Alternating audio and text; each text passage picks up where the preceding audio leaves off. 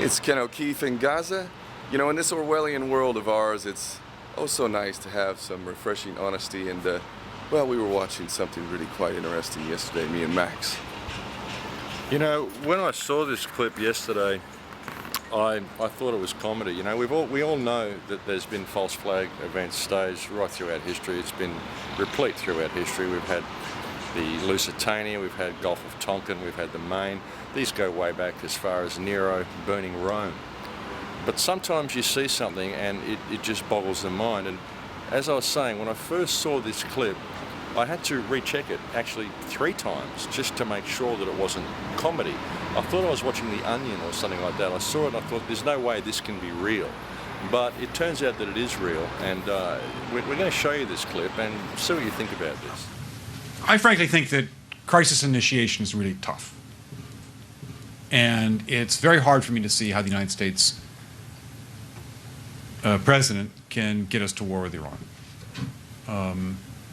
Which leads me to conclude that if, in fact, compromise is not coming, that the traditional way of America gets to war is what would be best for U.S. interests. Some people might think that Mr. Roosevelt wanted to get us into World War II, as David mentioned. You may recall we had to wait for Pearl Harbor. Some people might think Mr. Wilson wanted to get us into World War I. You may recall he had to wait for the Lusitania episode. Some people might think that Mr. Johnson wanted to send troops to Vietnam. You may recall he had to wait for the Gulf of Tonkin episode. We didn't go to war with Spain until the until the Maine exploded. And may I point out that Mr. Lincoln did not feel he could call out the Federal Army until Fort Sumter was attacked, which is why he ordered the commander at Fort Sumter to do exactly that thing which the South Carolinians had said would cause an attack. So if, in fact, the Iranians aren't going to compromise, it would be best if somebody else started the war. One can combine other means of pressure with sanctions. I mentioned that explosion on August 17th. We could step up the pressure. I mean, look, people, Iranian submarines periodically go down. Someday one of them might not come up. Who would know why? We can do a variety of things if we wish to increase the pressure. I'm not advocating that, but I'm just suggesting that this is not a either-or proposition of, you know, it's just sanctions has to succeed or other things. We are in the game of using covert means against the Iranians. We could get nastier at that.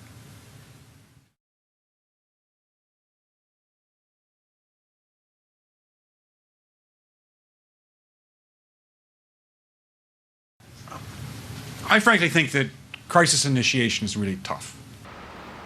Crisis initiation? We're trying to initiate crisis? And it's very hard for me to see how the United States president can get us to war with Iran. My heart breaks. I know we all want war, and my heart breaks. The president can't get us to war. Which leads me to conclude that if, in fact, compromise is not coming, that the traditional way of America gets to war is what would be best for U.S. interests.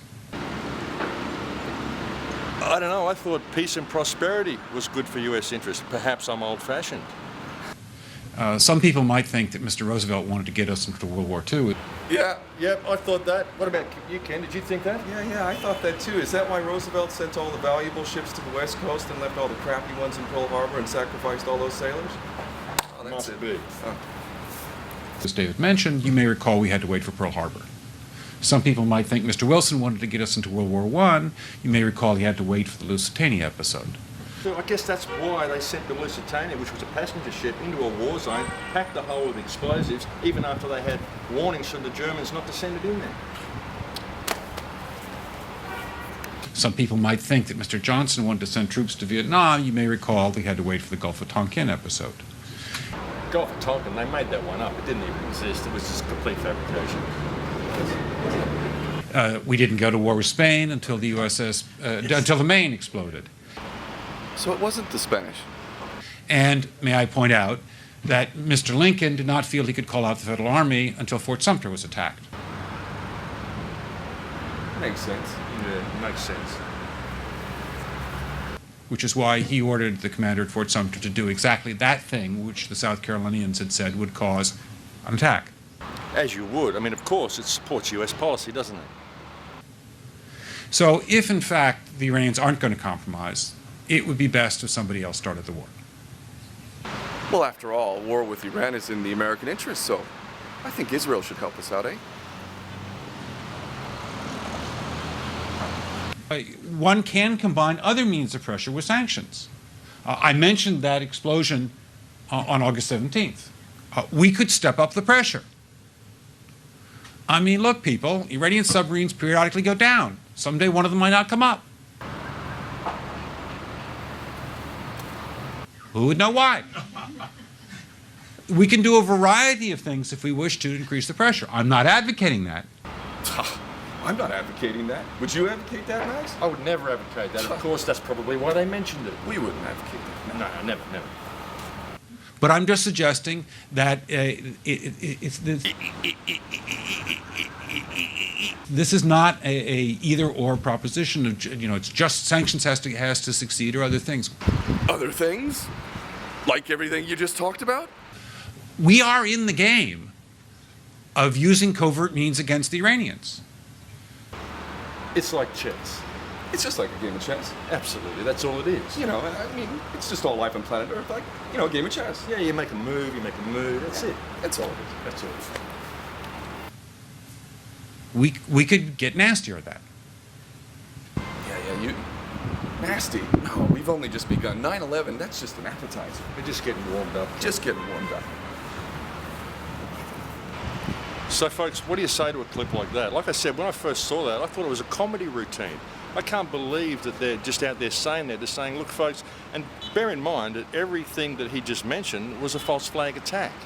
We had to do all of these things, and now we're having lobbies where we're filming it in public and we're telling you what we're going to do. We're saying we're going to stage false flag attacks, folks, and you're not even going to notice because that's what we do now, and you don't notice anyway. So, I mean, it just boggles the mind. Yeah, Max, and it's like a game, isn't it? It's Zbigniew Brzezinski's grand chessboard. It's just like these people are playing around with us like we're little pawns on a chessboard or something.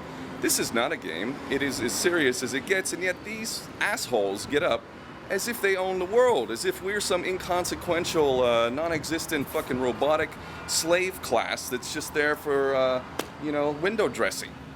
Well, yeah, exactly, window dressing. But the thing that really blows me out is that they're just telling us about it so blatantly. And look, folks, everything they're doing, I mean, the only way it's going to stop is if we do something about it. We have to pay attention to what's going on. We've got to pay attention to what's being said to us. People just aren't paying attention to what's happening in the world. They're not paying attention to what the media is telling them. They're not paying attention to what the politicians are telling them. They're not paying attention to themselves, and they're certainly not paying attention to Gaza. And that's something that very much needs to change. And let's look at these guys, the Near East studies. Now, if this was just a bunch of, jerk-offs running around with their mouth, then that would be one thing. But these so-called think tanks basically are the formers of policy. Let's remember the Project for a New American Century. What did the Project for a New American Century say? They said that ultimately the American people were too fucking stupid to support a global fucking war that would effectively win the empire complete total domination, full spectrum dominance, as they said.